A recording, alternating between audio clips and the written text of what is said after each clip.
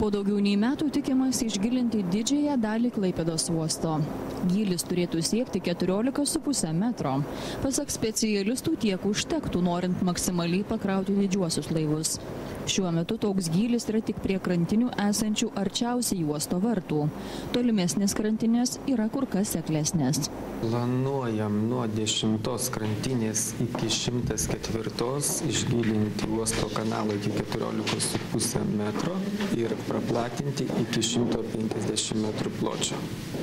Tai kažkur jau dabar esam paskaičiavę, kad tai būtų apie 2,5 milijono kubinių metrų grunto ir darbai šitie galėtų kainuoti apie 130–140 milijonų litų.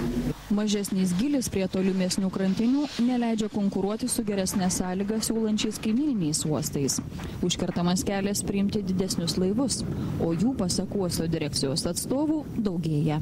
Išgilinom šiaurinę dalį, mes pritraukiam daugiau ir naujesnių krovinių. Ta rodo ir žalios naftos pritraukimas, ta rodo ir trąšų apyvarta auganti šiemet 50%.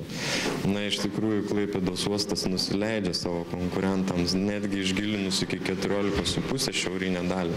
Mes dar nusileidžiam savo konkurentams esantiems šiauriau. Ankstesniais metais dėl ekonominio sunkmečio gerokai buvo sumažėję krovinių Klaipėdos uoste, bet šiemet situacija kur kas geresnė. Tikimasi, kad iki metų pabaigos gali būti pasiektas krovos rekordas – 30 milijonų tonų per metus. Palyginti su praėjusiais metais uoste geriau kraunamos birios trąšos, konteineriai, daugiau priimama ro-ro krovinių.